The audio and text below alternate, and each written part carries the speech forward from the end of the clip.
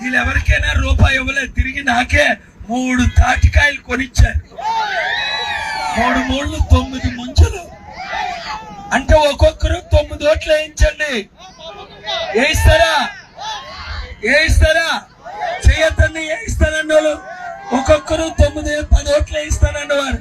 చూసారా, నేను వస్తే మీ అప్పులు తీర్చేస్తా. నేను వస్తే మీ నిరుద్యోగులకు ఉద్యోగాలు ఇస్తా. నేను వస్తే మీ అందరికీ ఉచిత విద్య. ఇప్పటికి లక్షల మందిని చదివించాను. భరత్ ఏమో 1,00,000 మంది దగ్గర లక్షల రూపాయలు తీసుకున్నాడు. నేను 3,10,000 మందిని రూపాయి తీసుకోకుండా ఇక్కడే పుట్టాను, చిట్టువలసలో.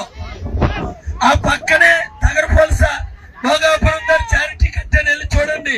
30 సంవత్సరాలు లక్షల వేల మందిని హైదరాబాద్ లో ఇక్కడ చదివించా. కనుక మీరందరూ విశాఖపట్నం ఎంపీగా కొండ గుర్తుకే ఓటేయండి.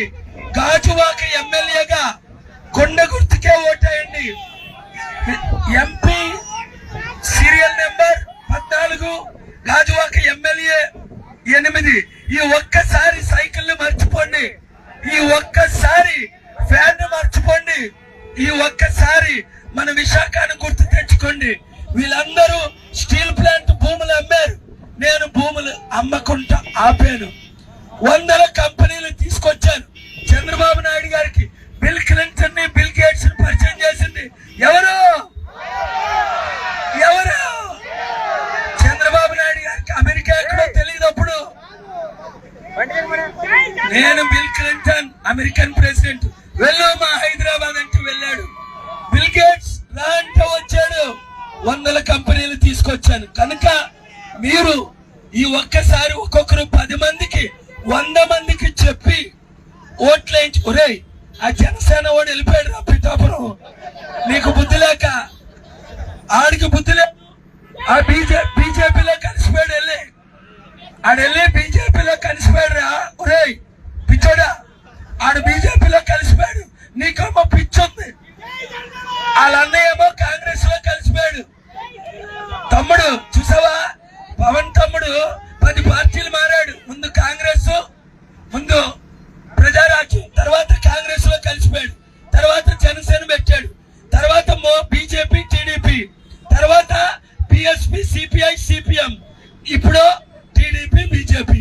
దశావతారాలు మనకొద్దు. మనమే ముద్దు. మనం అమ్ముడుపోతావా? 2,000 రూపాయలు ఇస్తే ఓట్లు వేస్తావా? మన జీవితం రూపాయి కాదు.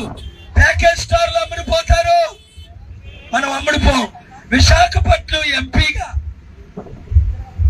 మీరు ఎవరికైనా ఎమ్మెల్యేలకి ఓటేసుకోండి. గాజువాక ఎమ్మెల్యేగా కొండకి, విశాఖపట్నం ఎంపీగా కొండకు ఓటేయండి.